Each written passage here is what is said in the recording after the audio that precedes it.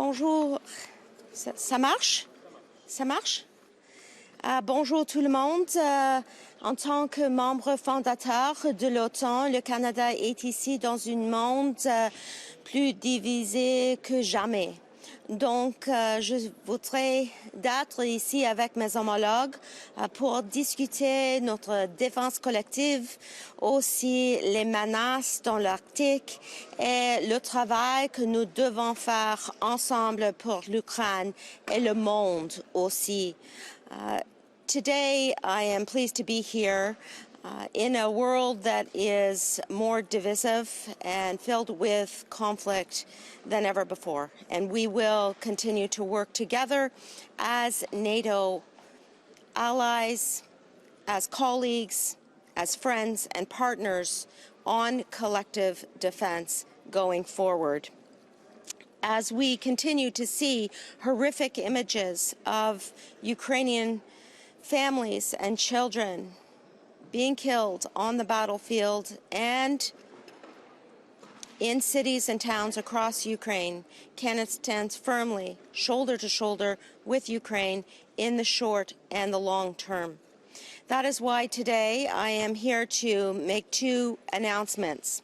First, I am pleased to announce that Canada, alongside several allies, will purchase a package of military capabilities under the Pearl program. This is the NATO vehicle for military support for Ukraine.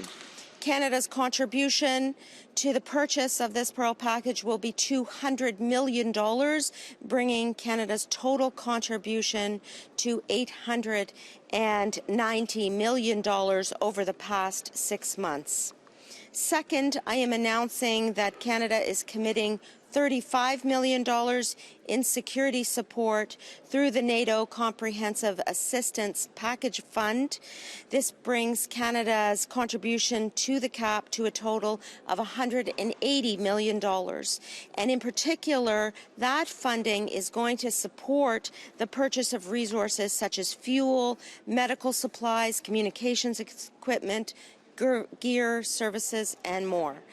With that, my friends, those two major announcements for support for Ukraine as we go into the winter months, I would like to conclude by saying que le Canada est ici dans le court et le long terme pour l'Ukraine. Nous sommes là pour les règles internationales et aussi pour la démocratie, pas seulement pour l'Ukraine, mais pour le monde entier. Merci et je voudrais recevoir vos questions. Are the other allies being left out of the negotiations the US is having? It seems like it's between US and Russia, US and Ukraine, but not the other allies. I mean, Marco Rubio's not even here today. We are continuing to receive updates, and I expect to be speaking with Secretary Rubio as well. We know that the United States is represented here, and it is important, of course, for Ukraine to be part of the discussions as well.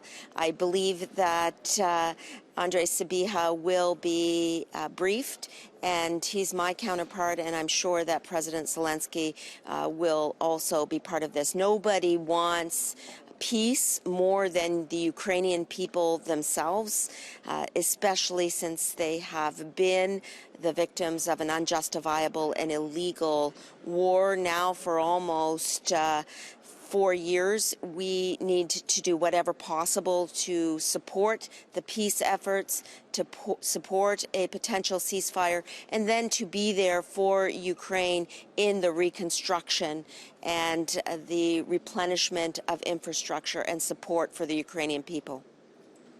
Minister, what should be some of NATO's red lines when it comes to mentions of the alliance within a peace plan with Ukraine? We know that the NATO alliance was mentioned in the 28-point peace plan. The key there is to ensure that conversations about NATO membership rest with NATO itself. And in particular, Canada has long supported the open accession process for NATO membership, and we continue to support Ukraine's path towards that that end through the NATO process, of course. And so we very much welcome that conversation, but it is a conversation for NATO and NATO members to have within the NATO process. Merci beaucoup, mes amis.